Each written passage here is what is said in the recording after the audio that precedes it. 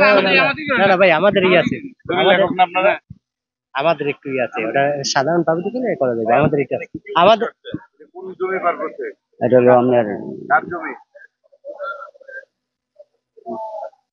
ওটা তো আমার স্মরণ নেই।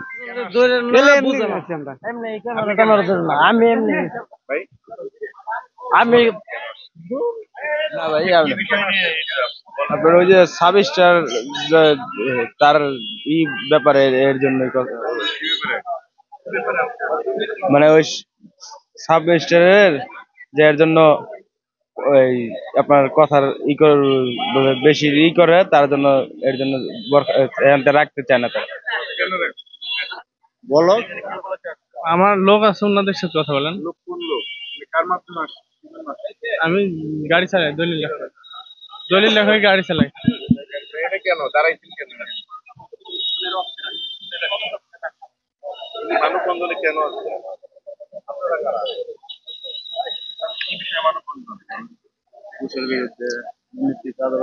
বলো, আরো মানুষ মানববন্ধনে দাঁড়াইছেন কেন? দাঁড়াইছেন কার বিরুদ্ধে দাঁড়াইছে এই কথা বলো।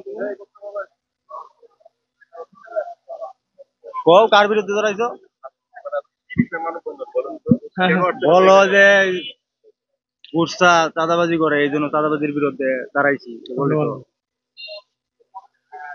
তুমি পেছন ধরে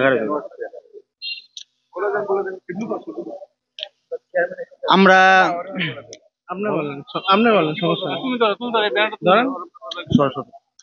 মূলত এই জায়গায় আমাদের আসার কারণ হচ্ছে একটা রেজিস্ট্রি অফিসে আমরা সর্বসাধারণের দায়িত্ব অনুযায়ী হচ্ছে যে আমরা যে কোনো একটা কাজের জন্য আসলে আমাদের সেই কাজটা সৎযোগ্যভাবে আমাদের করে দেওয়া উত্তম।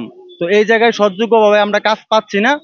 আমাদের কাছে উনি চাঁদাবাজি করতেছে, প্লাস টাকা চা, যে কোনো একটা কাজ কামের বিষয় যদি আমরা ক্লিয়ার করতে চাই তাহলে আমাদের কাছে উনি টাকা দাবি করে, দুর্নীতি চাঁদাবাজি করতেছে। তো আমাদের দেশের ভিতরে চাঁদাবাজি, আমরা অনেক চাঁদাবাজ দেখছি, এখন বর্তমান সময়ে আমরা আর কোনো চাঁদাবাজের আশ্রয় দেখবো না, আশ্রয় দিব না।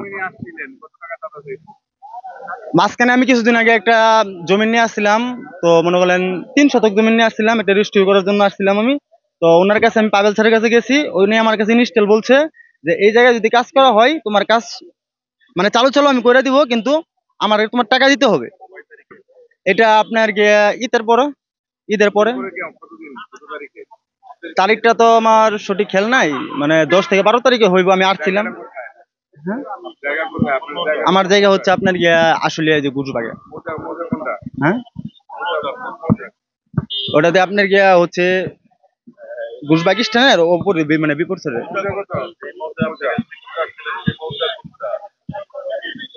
মৌজা মানে হয়েছে কি, আমি আমার আব্বুর সাথে তো আসছিলাম, আমি তো মৌজা বুঝি না, কিন্তু সাথে আসছিলাম। তো ওনার কাছে টাকা মানে চাইছিল, তারপর সাথে আমি ছিলাম, কিন্তু আমি তো মনে করলেন মৌজা টুজা বুঝি না। কত টাকা চাইছে এই পর্যন্ত? আপনার কাছে কত টাকা দাবি করা হয়েছে? আমাদের কাছে টাকা দাবি করা হয়েছে আপনার এক দলিলে আপনার রাস্তা লেখছি, রাস্তা লেখার কারণে এই উৎসকর বাবদ দাবি করে আপনার 7%। কত টাকা ঘুষ চাইছে? আমার কাছ থেকে ঘুষ চাওয়ার মধ্যে আমার মনে করেন দলিলের এক দলিলে উৎসকর ছাড়া যে আপনার ওইটা 10,000ও চায়, 20,000ও চায়, এমন কোন দলিল আমার কাছ থেকে চাইছে হলো আপনার একবারে এক দলিলে 18,000। বিদ্যুৎ আমি এখানে দলিল করছি হচ্ছে কয়দিন আগে।